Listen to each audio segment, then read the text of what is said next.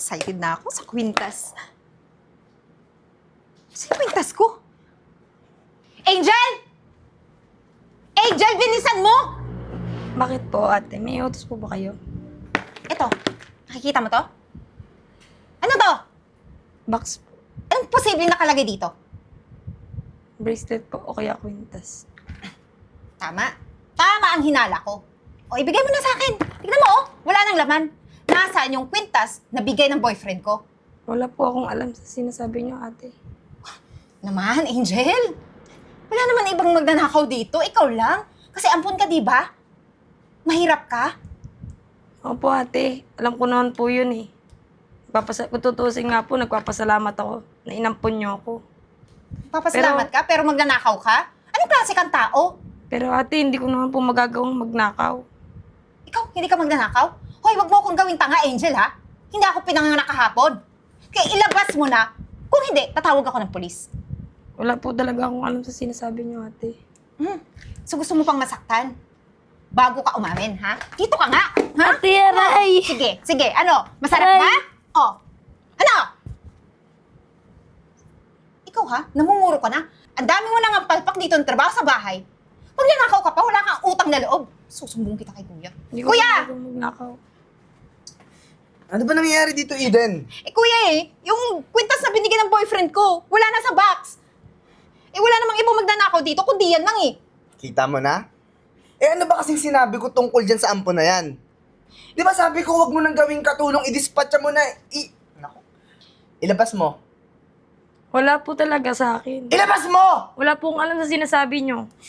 Kuya, anong gagawin ko? Angel, ayoko kitang saktan, pero kung di mo ilalabas yan, papapulis kita. Mabubulo ka sa kulungan. Gusto mo ba yon? Ayoko po. Wala po akong ninanakaw. Wala doon ninanaan kong kuya.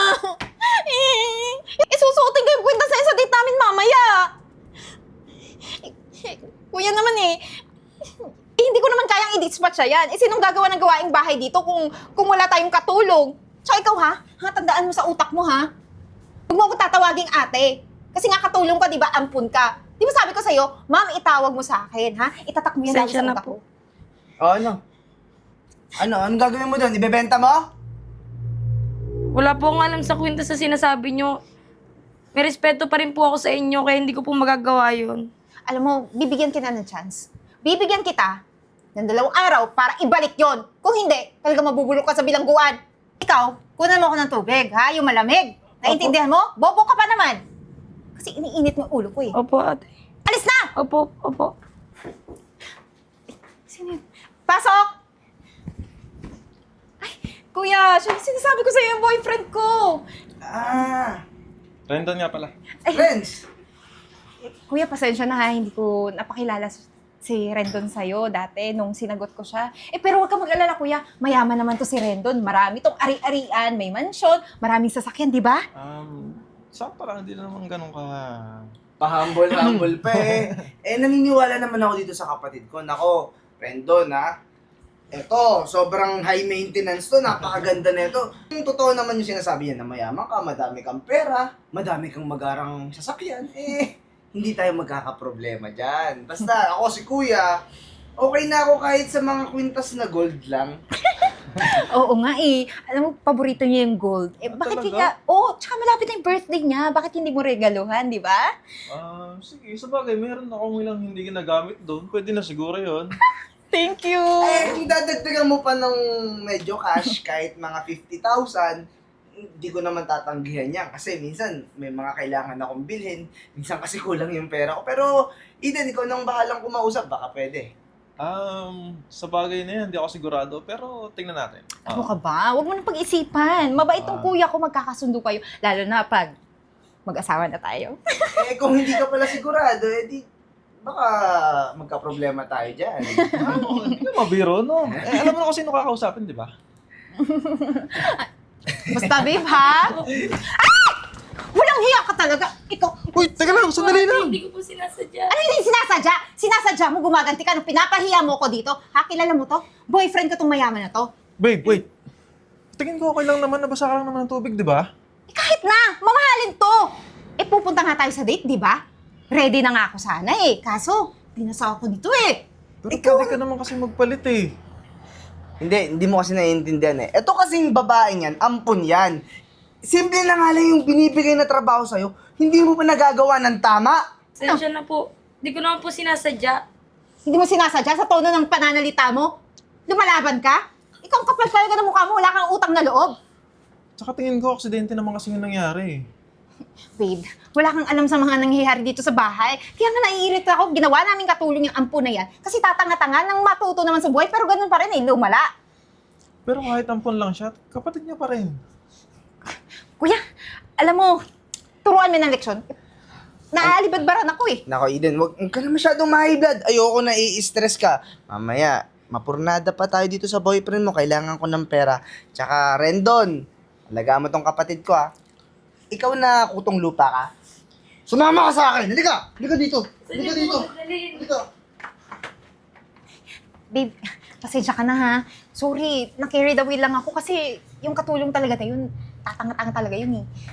Alam mo, sa tingin ko, kailangan mo lang magpalamig. Kaya nga eh, bilhan mo na lang ako ng bagong damit. Tara na. Yeah, sure. Let's go, Summer.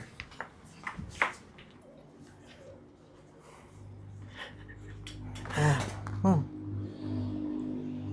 Bakit ka umiiyak? Ano to? Bakit tinatago mo?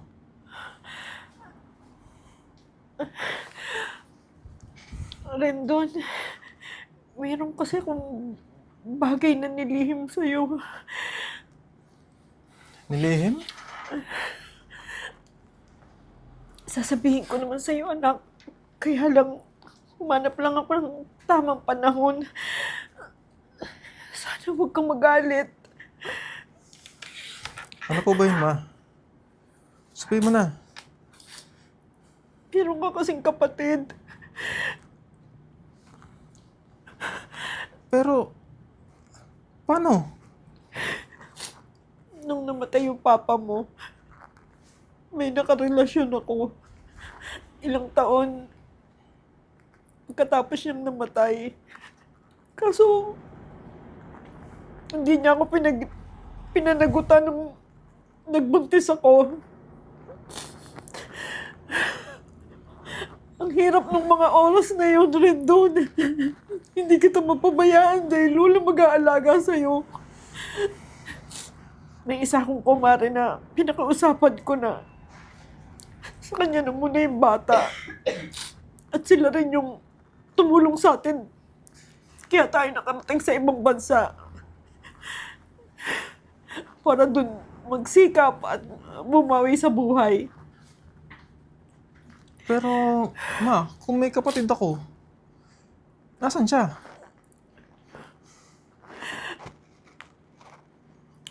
Hindi ko pa rin siya nakikita rin doon. Pero, hindi naaalis sa isip ko yung itsura niya. Dahil bago mamatay yung kumare ko, ibinigay niya pa sa akin yung picture ni Angel. Ayan siya, anak. Gusto ko na siya makita. Gusto ko na siya mayapos. Teka lang, ma, parang pamilyar kasi. Ha?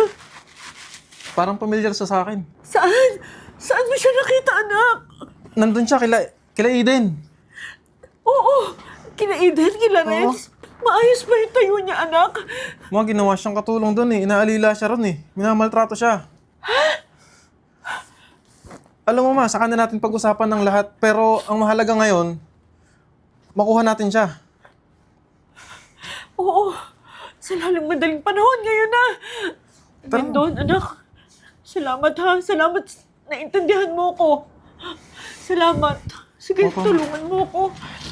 Kuya, excited na ako. Si Tita Gina. Siya si Rendon pupunta dito. Alam ko lang mangyayari. Magpo-propose na sa akin si Rendon. Yaman na tayo. Eden, ito na yun. Ito na yung sagot sa lahat ng mga pangarap natin. Sabi ko naman sa'yo, suporta talaga ako diyan kay Rendon kasi mayaman. Basta ha, dapat masaya tayo. Pabibo tayo mamaya pag dumating sila para magustuhan tayo. Kaya nga nagbihis ako ng kahit papaano maganda, di ba? Para presentable. Naman, bagay na bagay sa'yo, kahit ano naman. Sana ba yun? Ayun na.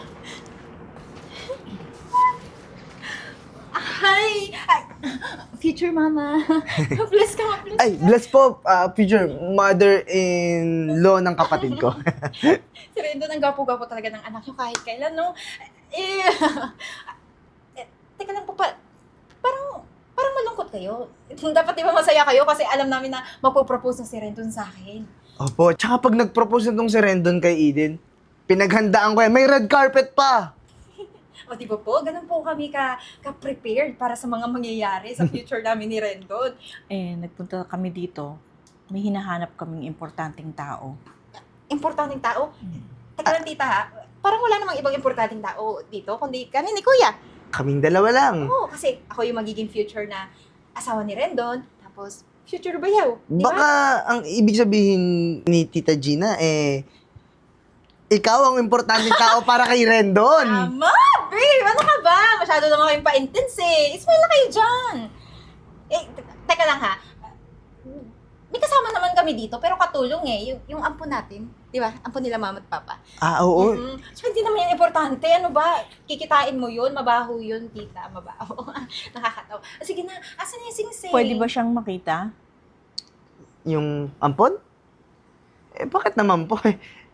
Sige na nga, baka may iuutos kayo, no? Sige po. Ampon! Halika nga dito! Bagal talaga. Kahit kailan parang Yes pagod. po, ate. Kuya, may utos po ba kayo? Ako wala, pero itong mga bisita namin mukhang papalutuin ka ng spaghetti kasi maghahandaan kami at magpo-propose na tong si Rendon. Ano po bang gusto niyo ipaluto? Kasi kahit ano kaya lutuin yan parang robot yan. Rendon, siya nga anak. Ha?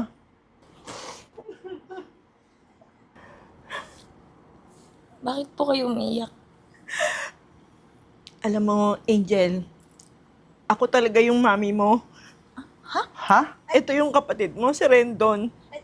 Tita, teka lang po ha, nagkakamali po kayo ha. Kasi ang pagkakaalam namin yung parents yan, squatter. Naawa lang talaga yung mama at papa namin, kaya kinukup yan. At saka alam ko na aksidente yung mga magulang niya, kaya nga ulila na yan, inampun namin. Ako nga yun, iniwan ko kay Mars tong anak ko. Dahil kailangan ko mag-abroad. Kailangan ko isalba yung buhay namin ni Rendon. Ha? Ibig sabihin, hindi pala totoo yung chismis na ulila si Angel, na hindi pa tayo magulang niya. Hindi. Lagi nag-a-update sa akin yung magulang nyo. Kaya kilala ko si Angel sa picture. Kaya lang hindi na kami nagpang-abot. Nawala na sila nang hindi na kami nagkakausap. Pero sinabi niya sa akin yung totoong lagay ni Angel na maayos. Maayos naman, pero parang hindi. Tita ha, nagkakamali po kayo. Di ba? Kasi po, ginusto niya yan maging katulong dito. Kasi nga, malaki yung utang na loob niya. Di ba, Angel? Mayaman nga sila, mayaman. Tingin ko, hindi nyo na kami mabibilog. Dahil para sa inyo, ampon lang siya, kaya nyo siya ginawang katulong, di ba? Babe, hindi yan totoo. Gaya ng sinabi ko, ginusto niya yan. Ano ka ba? Alam nyo, ibahin na natin yung topic, no? Kasi magpo-propose na dito si Rendon. Asa na ba yung sing-sing? Ilabas mo na. Dali, ready na ako mag-yes. Sandali lang. Wala naman kasi akong balak ituloy yung proposal ko sa'yo eh. Ha? At nandito rin ako para makipaghiwalay. Teka lang, Rendon. Hindi pwede yun. Ilang taon na tayo, ngayon ka pa susuko sa atin? Okay, sorry, mag-sorry ka, kuya. Sorry na, Angel. Sorry. Sorry na. Ate, kuya, okay lang naman po sana sa akin eh. Kasi may utang na loob pa rin naman po ako sa inyo. Tsaka sa mga magulang nyo. Pero sana po, sa susunod, huwag nyo na pong uulitin. Kahit sino pong makasalamuhan nyo. Huwag na po ganun ang itrato nyo. Kasi po, kahit sino naman po hindi matutuwa. Paano po pala kung bandang huli? Diba ganyan po ulit ang mangyari? Ano ka ba? Masyado ka namang maraming sinabi. Tita, Rendon, di ba, galing na sa kanya. Sabi niya, malaki yung utang na loob sa amin. Ituloy na natin. Mag-propose ka na sa akin. Hindi. Alam mo, buti na lang talaga nangyari to. Paano kung naging asawa kita? Di ba dahil sa'yo, kaya ako maghirap. At saka parang gusto kong sabihin, panagutan nyo kung ano man ang pinaghirap na binigay nyo sa anak ko. Ano pong ibig sabihin niyo, tita? Pwede kong dalhin to sa korte. Kuya, Mami, siguro po, huwag nyo na lang po silang pakulong. Kahit papaano naman po, naging mabuti pa rin naman po sila sa akin. Ayun! Di lumabas din. Mabuti kami. Kaya pwede ba, kung ano man yung mga pinakain namin kay Angel, ibalik nyo. Dahil kulang na yung pera namin dito. O mayaman naman pala kayo eh. Utang na loob nyo yung buhay ni Angel sa amin. Kaya bigyan mo kami ng kotse, kondo, pera, lahat. Parang hindi kayo nagmana sa ugali ng mga magulang nyo, kakapal ng mukha nyo. Pasalamat kayo. Mabait yung anak ko. Para sabihin, tumahimik na lang kami. Pero tatahimik kami pero tama lang yung desisyon ni Rendon. Hindi na tayo kailangang malahian ng mga ganyang pag-uugali. Tara na! Tara na, mag-impake ka na. Aalis na tayo. Rendon. Kuya. Hoy! Kuya, ano nang gagawin natin? Jackpot na, naging bato pa eh. Alam mo, Angel, nakaka-proud ka ha. Kasi napalago mo yung puhunan na binigay sa'yo ni Mama. Tapos mag-expand pa to. Naku kuya, hindi ko din inaasahan na biglang lalago tong negosyo na to. At saka alam mo, kung hindi naman dahil sa'yo, kung hindi dahil sa tulong mo, hindi naman lalago to. Ano ka ba? Nasa pagsisikap mo rin naman kasi yan eh.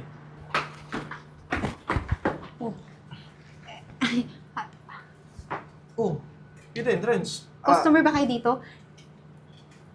Hindi. Actually, yung kasing puhunan na binigay ni Mama sa kanya, napalago niya. So, ito na. Talaga ba? Sa'yo na to, Angel? Oh. Congrats! Sorry pala sa mga nangyari sa nakaraan. Sana nakalimutan mo na yon. Ngayon kasi sobrang gutom na kami ni Eden. Baka pwede mo kami tulungan. Oo, kahit pagkain na lang. Wala pa talaga kayong kain, mga 2 araw na. Sorry? Teka lang, ano bang nangyari sa inyo? Wala eh, nagkautang-utang kami, tapos nalubog sa utang, hindi na kami nakabayad, pinaghahabol na kami ng batas, kaya nagtatago-tago na lang din kami. Baka naman maawa kayo sa amin. Nakakalungkot naman. Hindi ko inaasahan niya. Oo. Angel, di ba may utang na loob ka naman? Baka pwede naman pakainin mo kami, kaya bigyan mo kami ng pera, di ba? Oo. Meron naman po akong utang ng loob sa inyo. Pero hindi para pagbigyan kung anong gusto nyo pagkatapos ng ginawa niyo sa akin. Alam mo, makapagsalita ka, alam mo kung sino ka na. Porket may sarili ka ng restaurant. Yabang-yabang nito. Di naman sa ganun. Nagpapasalamat pa rin ako kasi tinulungan niyo ako at kinukup niyo ako. Pero, tutulungan mo kami? Hindi. Alam nyo, sa tingin ko hindi nyo deserve. Kasi hanggang ngayon, parang hindi naman nagbabago yung ugali nyo. Parang ganun pa rin kayo. Wow Masyado pa rin naman. kayong mataas. Wala kayong pake kung mataas pa rin kami. Babagsak din kayo. Alam mo, doon lang tayo maghanap sa basura. Gutom Tara. na ako. Mabuti pa nga, nakakasira kayo ng negosyo. Tignan mo kuya. Gano'n ka anong dalawa na yun. O siya, tatapagin mo na siguro to. Tara na.